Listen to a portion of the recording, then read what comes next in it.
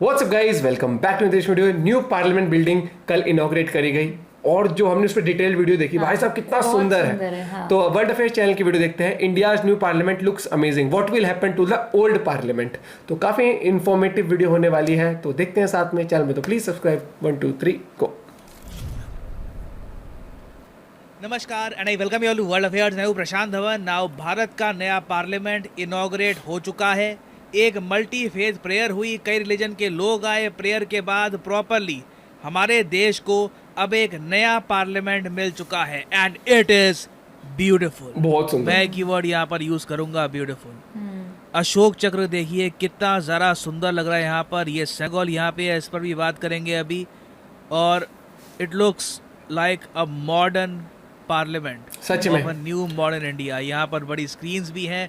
जो आर्किटेक्चर है इस पार्लियामेंट का, it's something else all together. और जिस तरीके से वर्ल्ड मीडिया कवर कर रहा है इसको, ये भी मैं कहूँगा इंडिया के लिए गर्व का इशू है। It is a matter of pride, क्योंकि देखो ये सब जो इमेजेस सामने आई है ना, ये पूरी दुनिया में जा रही हैं। और कई कंट्रीज़ के जो अम्बेसडर हैं इंडिया में, उन्होंने कमेंट भी करी है। फॉर एग्जांपल इजराइल के जो एम्बेसडर हैं टू इंडिया, इन्होंने ये लिखा है कि जो नया इंडियन पार्लियामेंट है इट इज वेरी इंप्रेसिव। और सबसे अनबिलीवेबल बात ये है, ये खुद कह रहे हैं, अनबिलीवेबल बात ये है कि 2.5 साल में हमने बनाकर इसको तैयार कर दिया। नहीं तो हमारे यहाँ जो प्रोजेक्ट्स डिले होते हैं 2.5 साल का 10 साल हम कब कर देते हैं।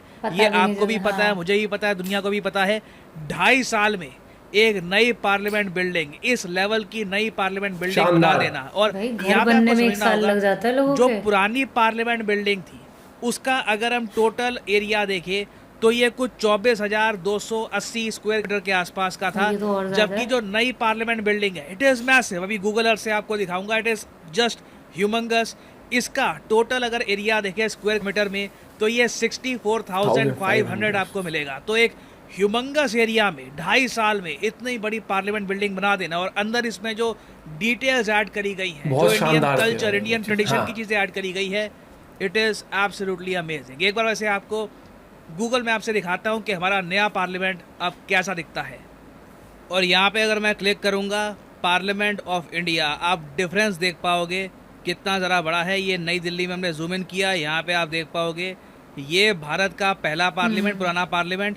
और यहाँ पे आप देख पाओगे नया संसद कितना बड़ा है उससे। It is all together different. हालांकि जो ये सैटेलाइट मैप्स होते हैं इसमें इमेजेस आउटडेटेड दिखती हैं। तो यहाँ पे आप देख पा रहे हो क्रेन वगैरह लगी हुई है, लग रहा है कि कंस्ट्रक्शन हो रही है। तो ये जो विजुअल्स हैं कुछ महीने पहले के हैं। इवन आप अगर इसरो की वेबसाइट में जाओगे, भुवन में आप देखोगे, तो वहाँ पे तो आपको बिल्डिंग वगैरह कुछ दिखेगा ही नहीं। वहाँ पे अभी भी पुरानी जो इमेजेस है वही आपको दिखेगी।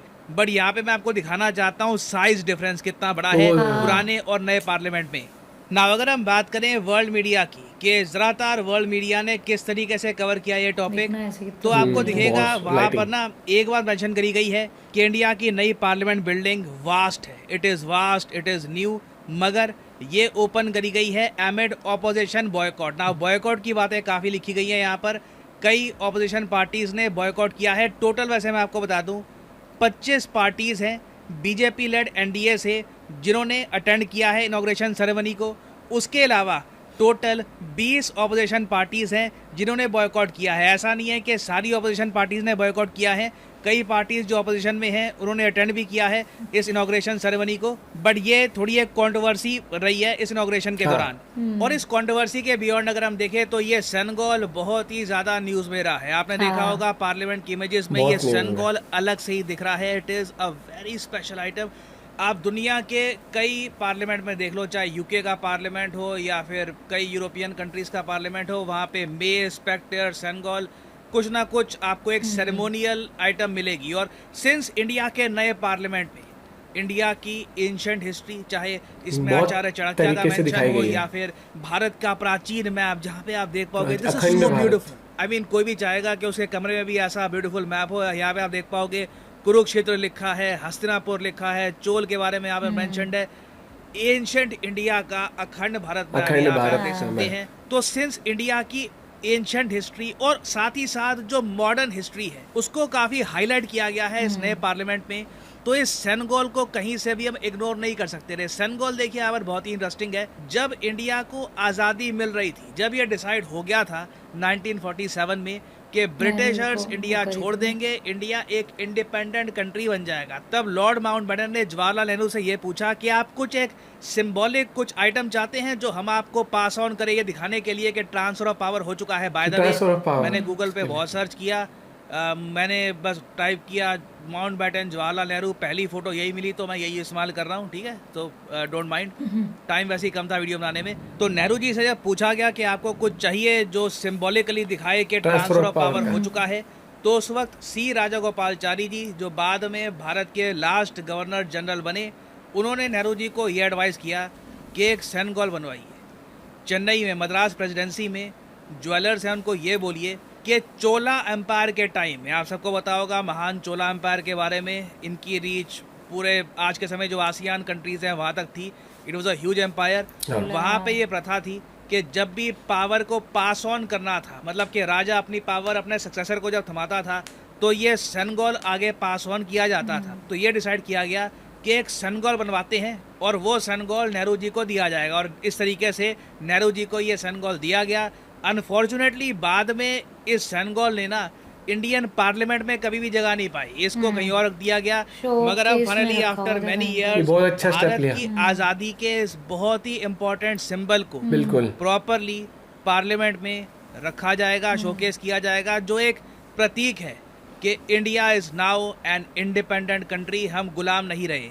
अच्छा, फाइनली ना एक बहुत ही इंपॉर्टेंट एस्पेक्ट है इस नए पार्लियामेंट का, शेप और इसका डिज़ाइन। इसके बारे में मैं एक बहुत ही इंटरेस्टिंग बात शेयर करना चाहूँगा।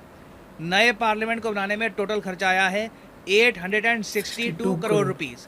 इसमें से देखिए बड़ा खर्चा आता है आर्किटेक्ट की एडवाइस पर, कि एक आर्किटेक्ट क्या प्लान करता है, किस तरीके से पूरी बिल्डिंग को हम डिज़ाइन करेंगे। तो जो मेन आर्किटेक्ट हैं भारत के नए पार्लियामेंट के, ये हैं Bimal Patel.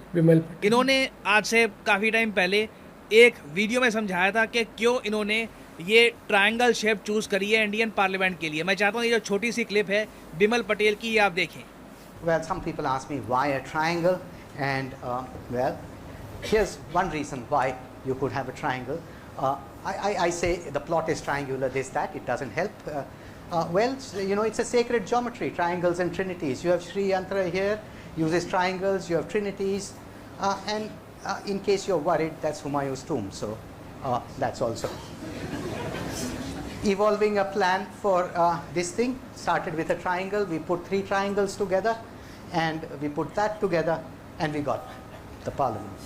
So, people sometimes like that as a better explanation. तो उन्होंने बताया, देखिए पहली बात तो जो प्लॉट ऑफ लैंड था वो वैसे ही ट्रायंगल शेप में था। उसके अलावा इंडियन कल्चर में भी आप देखोगे ट्रायंगल्स का काफ़ी बार मेंशन किया गया है।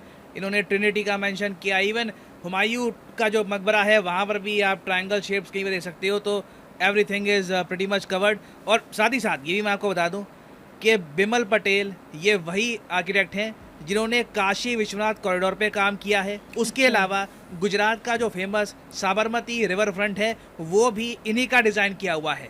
और ये मैंने आपको इसलिए बताया है क्योंकि मैं जेन्युइनली बहुत ही खुश हूँ और एक आप कह लीजिए सुकून फील कर रहा हूँ ये जानकर कि एटलीस्ट हमारे देश की जो सोल है, हमारे देश का पार्लियामेंट जहाँ से लॉज बनाए जाते हैं, जहाँ पर इम्पोर्टेंट डिबेट्स होते हैं, एट लीस्ट ये बिल्डिंग हमारे कॉलोनाइजर्स की तो नहीं है। ये बहुत ही इंपॉर्टेंट है। नहीं तो आप सोच कर देखिए, इंडिया में काफ़ी बार लोग सोचते थे कि ब्रिटिशर्स ने पार्लियामेंट जो बनाया वही हम इस्तेमाल कर रहे हैं कई दशकों से, पार्लियामेंट भी खुद नहीं बना पाए। खुद की पहचान, फाइनली हमने खुद का पार्लियामेंट बनाया, बहुत जल्दी बनाया। दुनिया भी देख रही है कि it is a beautiful building.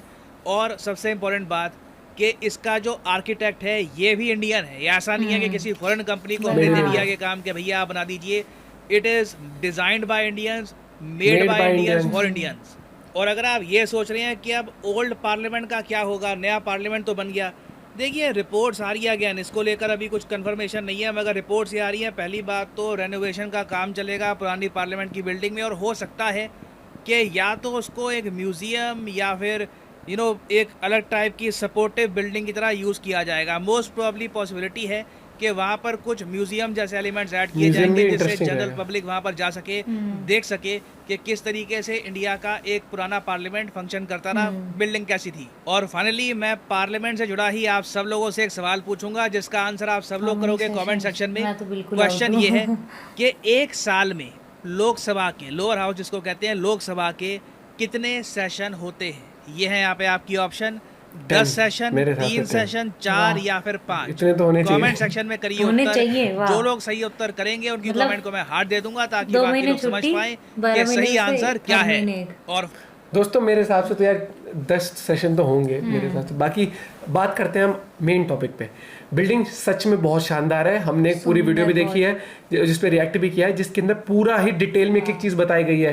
Ashok चक्र से लेकर अखंड भारत का मैप हो गया है, फ्लोरिंग जो हो गई है, जो फ्लोरिंग करी है लोकसभा की है पीकॉक से इंस्पायर्ड, है ना, और राज्यसभा की है कमल से इंस्पायर्ड। तो हर एक चीज़ कवर करी गई है। और मैं चाहता हूँ कि वो अगर सेकेंडरी बिल्डिंग में या फिर ऐसे वो कहते हैं ना कि बैकअप के लिए भी रखना चाहे ठीक है, लेकिन मुझे लगता है म्यूजियम के लिए कर देंगे तो लोगों का एक जो जिज्ञासा होती है, बहुत सारे लोग नहीं जा पाते, तो दिल्ली जैसे इंडिया गेट घूमने आते हैं लोग, तो टिकट लेके मे भी पार्लियामेंट देखना भी काफ़ी लोग इंटरेस्टेड रहेंगे। पूरी दुनिया में चर्चा हो रही है इस चीज़ की, लेकिन मुझे एक चीज़ बुरी लगी, बॉयकॉट जो किया गया इस चीज़ को। तो कल हमने एक वीडियो में देखा तो था, वो बोल रहे थे कि कितने दिन बैठोगे, अगर काम तो यहीं काम तो यहीं से करना है आना तो ना। एंड पड़ेगा। हमारी वो ट्रांसफर पावर, वो जो सेंगोल को वहाँ पर जो रखा गया, वहाँ पर स्थापित किया गया, बहुत ही अच्छा लगा वो देख के, क्योंकि वो चीज़ देखिए, वो हमारी आज़ादी मतलब कि इंडिपेंडेंस का वो कहीं ना कहीं वो चीज़ थी, सिंबल कहते हैं, तो उस चीज़ तरीके से। और सर ने बहुत ही ब्यूटीफुल तरीके से एक एक चीज़ बताई, साथ ही साथ जो हमें उनका पता लगा आर्किटेक्चर का कि उन्होंने किस तरीके से डिज़ाइन किया। उन्होंने साबरमती रिवर फ्रंट जो हो गया वो डिज़ाइन किया हुआ है। तो वही वाली बात है कि भैया देखो, काम बोलता है तो नाम बोलता है, और गवर्नमेंट ने भी देखा इन्होंने कितना अच्छा अच्छा काम किया, तभी उनको पूरा, क्योंकि ये एक देश की बहुत बड़ी पहचान होती है पार्लियामेंट। और वो एक बात बोली प्रशांत सर ने कि जैसे सब लोग ये सोचते होंगे, या काफी लोग के मन में भी होता है यार कब से है, और कहीं ना कहीं वो उनकी निशानी की उनके में बैठते अपना भी नहीं बना पाए। लो भैया तुम्हारे सामने है। और याद है 2012 में पेश किया गया था इसका प्रोजेक्ट, तब कितना महंगा बताया गया था, 2-2.5 हजार करोड़ लगेंगे। मोदी जी ने कितने में, 800 करोड़ में कर दिया, और सिर्फ 2.5 साल में। वो कहते हैं ना, इसमें बीच में कोविड भी तो रहा है, काम होना चाहिए स्पीड पे, तभी काम बोलता है नाम बोलता है। आपका पॉइंट ऑफ व्यू इस बारे में जरूर बताना, और आप लोगों को बिल्डिंग कैसी लगी ये भी जरूर बताना। बाकी चैनल में तो प्लीज सब्सक्राइब, वीडियो कर दे like. Bye bye, take care.